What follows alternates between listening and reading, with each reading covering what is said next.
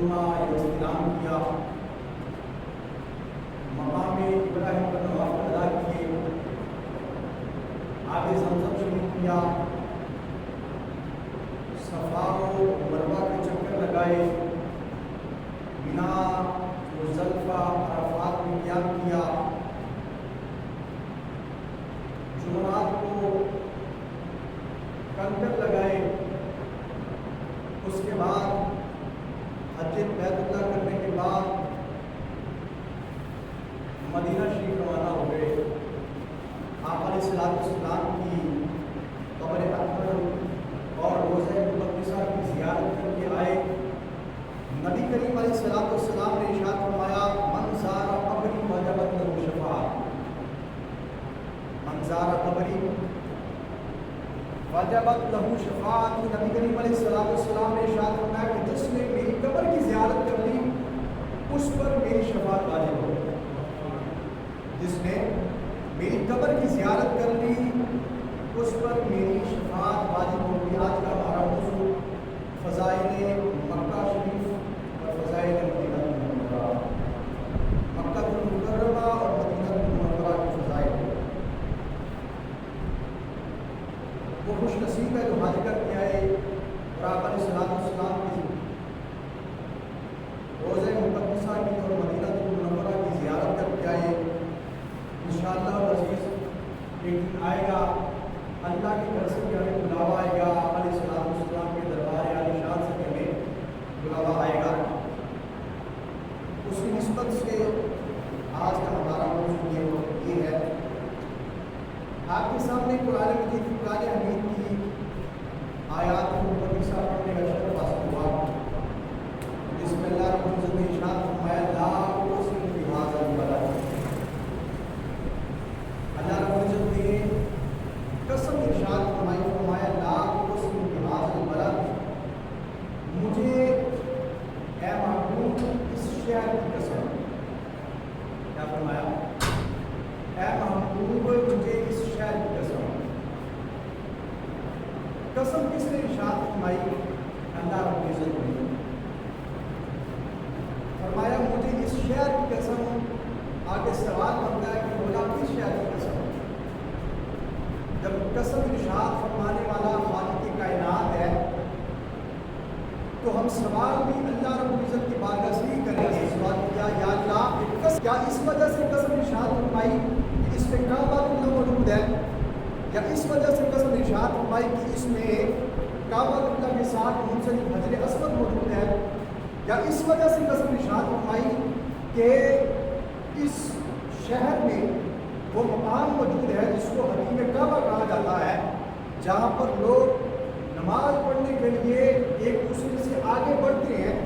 یا اس وجہ سے قسم ارشاد فرمائی کہ اس شہر میں کعبہ اللہ کے قریب مقام ابراہیم ہے، کہ جس کے بارے میں اللہ رب العزت نے قرآن مجید فرقان حمید میں ارشاد فرمایا وَاتَّخِذُوا مِن مَّقَامِ إِبْرَاهِيمَ مُصَلًّى، اور مقام ابراہیم کو اپنی جائے نماز بناؤ، نماز پڑھنے کی جگہ بناؤ۔ اللہ رب العزت کی بارگاہ سے سوال ہوا یا اللہ کیا تم نے اس لیے قسم ارشاد فرمائی اس شہر میں آب زمزم کا کنواں شریف موجود ہے، یا اس شہر کی قسم اس وجہ سے ارشاد فرمائی اس شہر میں صفا اور مروہ کی دو پہاڑیاں ہیں جس کو اللہ رب العزت نے اپنی نشانیوں میں سے نشانی فرمایا ہے، اور فرمایا ہے ان الصفا والمروہ من شعائر اللہ، بے شک صفا اور مروہ یہ دو پہاڑیاں ہیں کہ اللہ کی نشانیوں میں سے نشانی ہے۔ اللہ رب العزت کی بارگاہ میں سوال کیا گیا مولا کیا تم نے اس شہر کی قسم اس لیے اس ارشاد فرمائی کہ اس شہر میں عرفات، مینا اور مزدلفہ کے مقامات ہیں، یا اس شہر کی قسم اس لیے ارشاد فرمائی کہ اس شہر میں آقا علیہ السلام کا وہ گھر موجود ہے کہ جس میں حضور علیہ السلام کی ولادت با سعادت ہوئی؟ تو اللہ رب العزت کی بارگاہ سے جواب آیا نہیں، اس شہر میں کعبہ اللہ موجود ہے، بے شک اس کی بڑی فضیلت ہے، لیکن میں نے اس شہر کی قسم اس لیے نہیں ارشاد فرمائی کہ اس میں کعبہ موجود ہے، اس شہر کی قسم اس لیے ارشاد نہیں فرمائی کہ حجر اسود موجود ہے، اس شہر کی قسم اس لیے ارشاد نہیں فرمائی کہ اس میں حتیم کعبہ ہے، نہ ہی اس لیے ارشاد فرمائی کہ اس میں مقام ابراہیم ہے، نہ ہی اس نے ارشاد فرمائی کہ اس میں آب زمزم کا کنواں شریف ہے، نہ ہی اس نے ارشاد فرمائی کہ صفا اور مروہ جو دو پہاڑیاں ہیں میری نشانیوں میں سے ایک نشانی ہے، اس لیے میں نے ارشاد فرمائی عرفات مزدلفہ مینا کا مقام موجود ہے، اس لیے میں ارشاد نہیں فرمائی، اور نہ ہی اس لیے ارشاد فرمائی کہ اس شہر میں وہ گھر موجود ہے جس میں میلاد مصطفیٰ ہوا، جس میں نبی کریم علیہ السلام کا ولادت ہوئی۔ یا اللہ کس لیے ارشاد فرمائی؟ نہ کعبے کی وجہ سے، نہ حجر اسود کی وجہ سے، نہ حدیقہ کعبہ کی وجہ سے، نہ ہی مقام ابراہیم کی وجہ سے، نہ ہی آب زمزم کے کنویں کی وجہ سے، نہ ہی مینا مزدلفہ عرفات کی وجہ سے، اور نہ ہی صفا اور مروہ کی وجہ سے، نہ ہی اس گھر کی وجہ سے کہ جس میں میلاد مصطفیٰ ہوا، کہ جس میں آقا علیہ السلام کی ولادت ہوئی۔ یا اللہ پھر کس وجہ سے؟ اللہ رب العزت نے ارشاد فرمایا میں نے اس شہر کی قسم اس لیے ارشاد فرمائی وَأَنْتَ حِلٌّ بِهَٰذَا الْبَلَدِ، اس لیے ارشاد فرمائی کہ اے حبیب اس شہر میں آپ جلوہ گر ہیں۔ سبحان اللہ۔ ایک تو ہوتا ہے کہ مولوی کا کہنا، کسی محدث کا، کسی مفکر کا، کسی محقق کا، کسی مفتی کا، کسی عالم دین کا کہنا، کسی محقق اصل کا کہنا، کسی مفسر کا کہنا، یا کسی عالم نے نہیں کہا، یا کسی بھی محدث نے، مفکر نے، محقق نے، مفتی نے، عالم دین نے نہیں کہا، بلکہ یہ اللہ کا قرآن ہے۔ یہ سورہ بلد ہے، 30واں پارہ، سورت نمبر 90۔ قرآن پاک میں اللہ رب العزت کی ارشاد فرمایا لا اقسم بہذا البلد، اے حبیب مجھے اس شہر کی قسم، لا اقسم، یہ جو اس میں نام ہے یہ بھی قسم کے لیے ہے، اور کئی علماء نے لکھا کہ یہ اضافت والا ہے، اضافت نام ہے قسم دینے کے لیے، اور اقسم کا مطلب ہے میں قسم ارشاد کرتا ہوں۔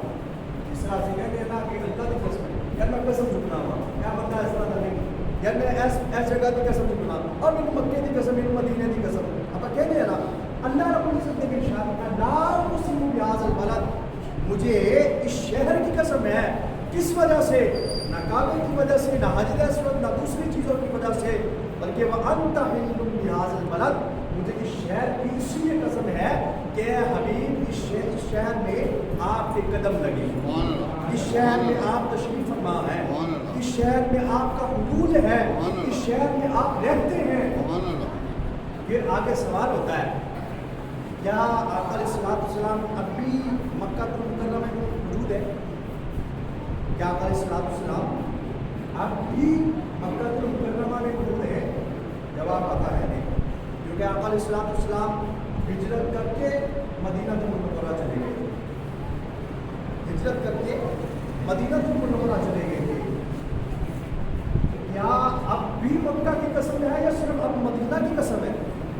تو قرآن اس کی خوب دلالت کر رہا ہے اور خوب دلیل دے رہا ہے اور خوب بتا رہا ہے کہ شہر کی قسم اس لیے ہے کہ اس شہر میں نبی کریم علیہ السلام کے قدم لگے ہیں، اور یار جس شہر میں آقا علیہ السلام کے قدم لگے ہوں تو اللہ رب العزت قسم ارشاد فرما دیتا ہے، اور جس شہر میں آقا علیہ السلام آرام فرما رہے ہیں اس شہر کی شان کا عالم کیا ہوگا؟ قاضی ایاز مالکی رحمۃ اللہ تعالیٰ علیہ آپ فرماتے ہیں جس وقت آقا علیہ السلام نے مکہ سے مدینہ کی طرف ہجرت کی اس وقت قسم کی مکہ سے مدینہ کی طرف ہجرت کر کے چلے گی، کہ پہلے نبی کریم علیہ السلام مکہ میں رہتے تھے، اللہ نے مکہ کی قسم ارشاد فرمائی، جس وقت آقا علیہ السلام مکہ سے مدینہ چلے گئے تو قسم نے بھی مکہ سے مدینہ کی طرف ہجرت کر لی، اور فرمایا اگر قسم مکہ کی وجہ سے ہوتی تو قسم کبھی بھی مکہ کو چھوڑ کے مدینہ کی طرف نہ چلے جاتی، اگر قسم کعبے کی وجہ سے ہوتی تو کبھی بھی قسم مکہ سے مدینہ کی طرف ہجرت نہ کرتی، اگر حجر اسود کی وجہ سے ہوتی کبھی بھی مکہ سے مدینہ کی طرف ہجرت کر کے نہ جاتی بلکہ مکہ میں ہی رہتی۔ ثابت ہوا قسم اسی لیے اٹھائی، قسم اسی لیے ارشاد فرمائی کہ آقا علیہ السلام کی ذات کا برکات ہے، آقا علیہ السلام کی ذاتی و برکات کو دیکھنا کہ حضور علیہ السلام کے قدمین شریفین کے لگنے کی وجہ سے، اس لیے کسی نے کہا کہ عرب شریف تو صدقے جاواں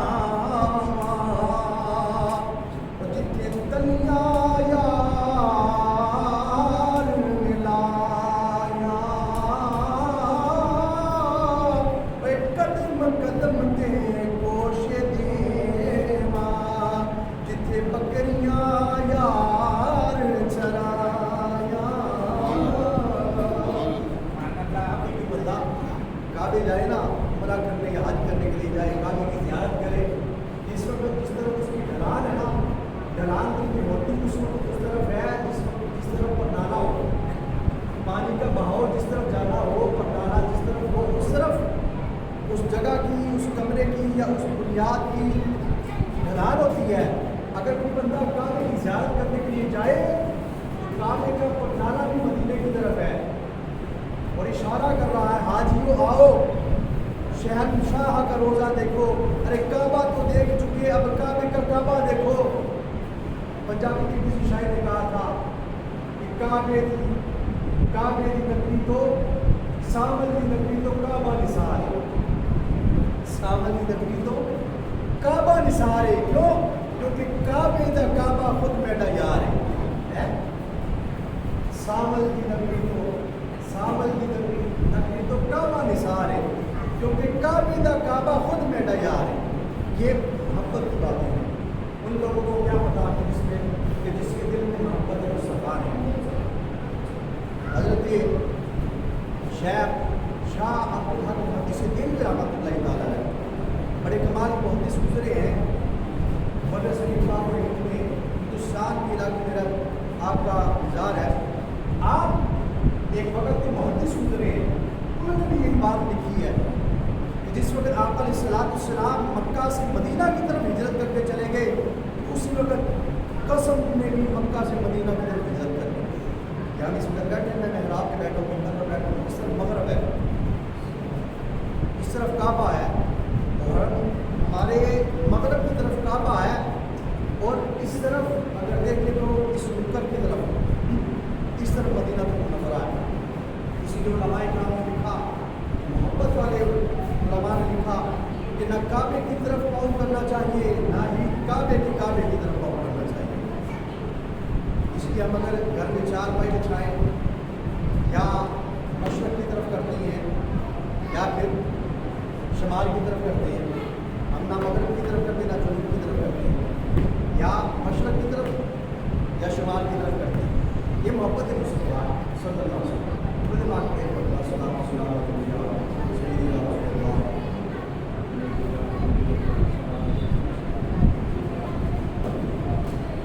نبی کریم علیہ السلام نے جس وقت مکہ سے مدینہ کی طرف ہجرت کی ساتھ سیدنا صدیق اکبر رضی اللہ تعالیٰ عنہ ہیں جس وقت ہجرت کر کے گئے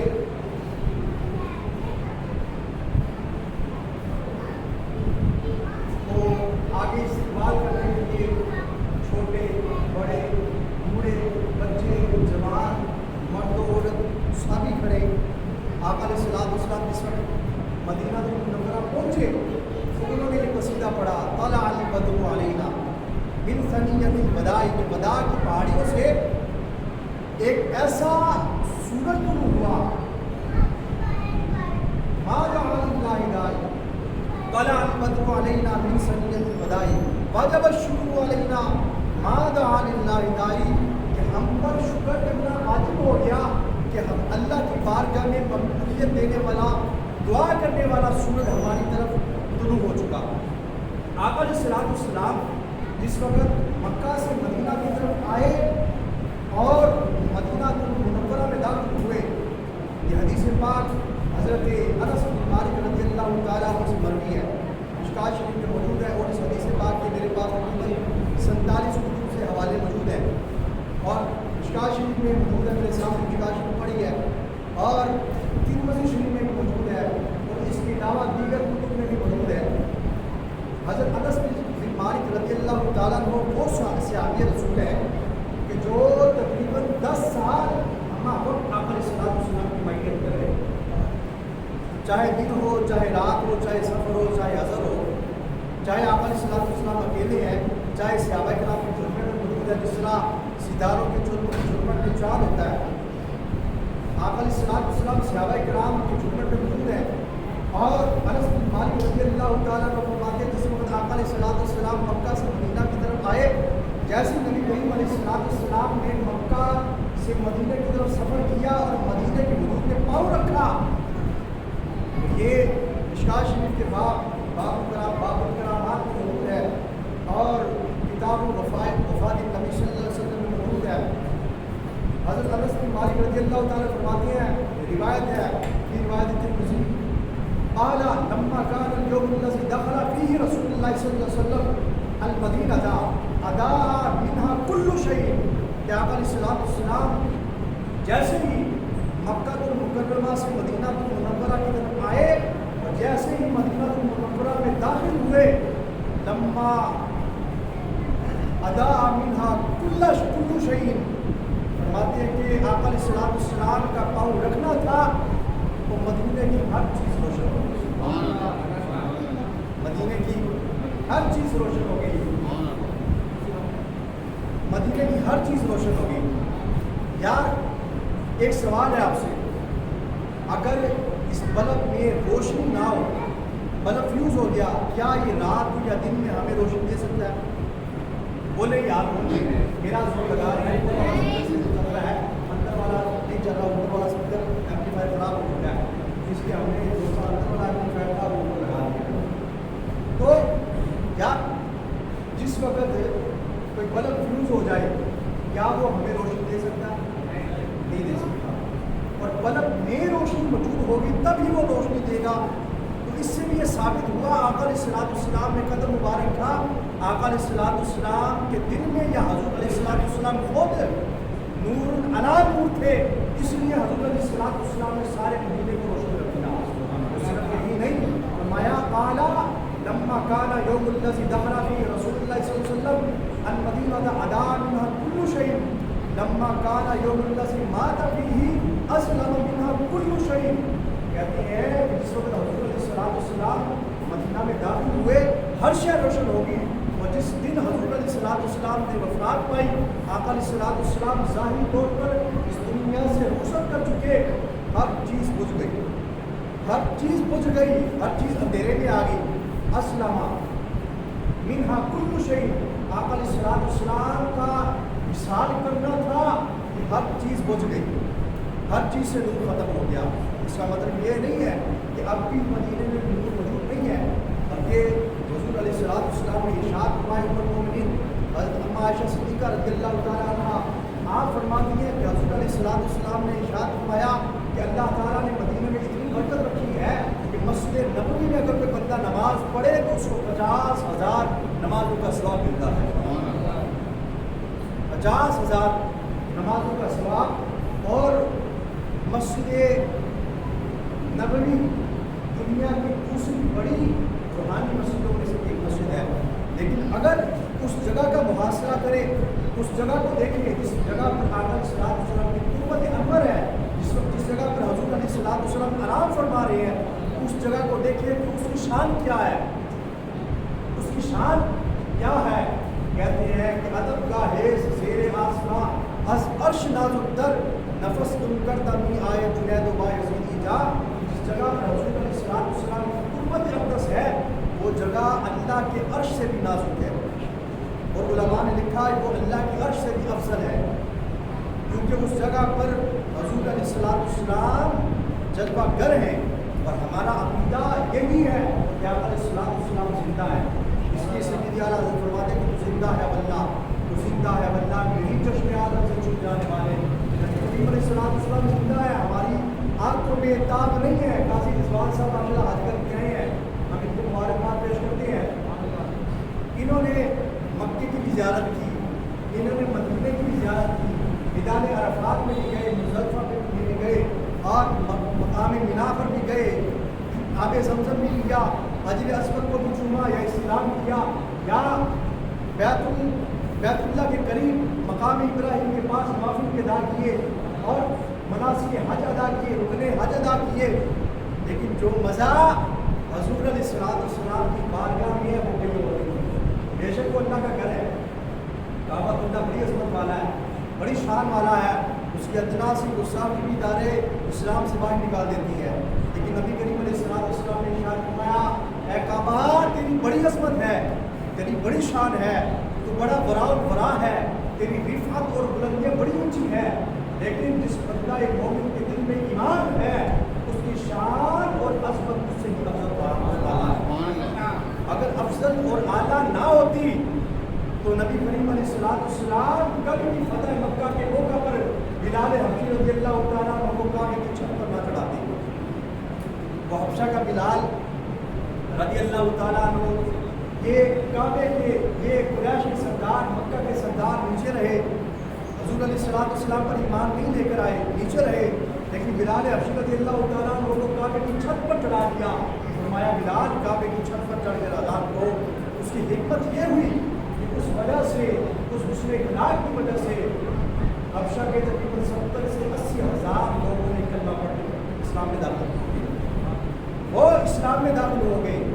اور یہ پاس رہ کر بھی اسلام سے محروم رہے، کیونکہ وہ ہم کہاوت چھوٹے ہوتے پڑھتے تھے، اسکولوں کی کتابوں میں پڑھتے تھے، لیکن سمجھ اب آئے کہ چراغ کے تلے اندھیرا ہوتا ہے. یا پنجابی کی کہاوت ہے کہ مکے کے کماڑ بدو، یہ بھی کہاوت ہے کہ چراغ کے نیچے ہمیشہ اندھیرا ہوتا ہے.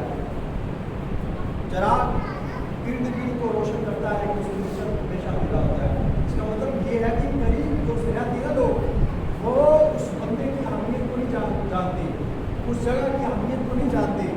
اگر آپ مکہ المکرمہ یا مدینہ المنورہ چلے جائیں، ادھر کے ارد گرد کے لوگ نہ ہی کعبے کی عظمت کو جانتے ہیں، نہ ہی مدینہ المنورہ کی عظمت کو جانتے ہیں. اگر قرآن بھی پڑھ رہے ہو نا، ہم نے سوشل میڈیا پر دیکھا ہے، آپ نے بھی دیکھا ہوگا، انہوں نے پاؤں کے اوپر یا جوتی کے اوپر قرآن کو رکھا ہوگا.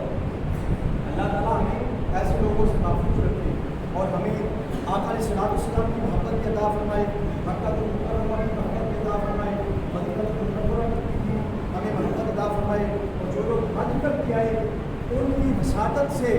اور ان کے ذریعے اور ان کے وسیلے سے ہمیں اللہ تعالیٰ ہمیں بھی اپنے کار میں بلوائے، آقا علیہ السلام کے در پر بلائے. حضور علیہ السلام کی در کی بڑی شان ہے، جس طرح شروع میں نے حدیث پاک پڑھی تھی کہ آقا علیہ السلام نے فرمایا من زار قبری وجبت له شفاعتی، کہ جس نے میری قبر کی زیارت کر لی اس پر میری شفاعت واجب ہو چکی. کل قیامت کا دن ہوگا اور آقا علیہ السلام فرمائیں گے وہ ہمارے نکلو، اور جنہوں نے میری قبر کی زیارت کی، صرف قبر کی زیارت کرنا اس میں شامل نہیں ہے، بلکہ جس نے ایمان کی نظر سے آقا علیہ السلام کے روضہ پاک کو دیکھ لیا، اس پر بھی حضور علیہ السلام کی شفاعت واجب ہو جائے گی.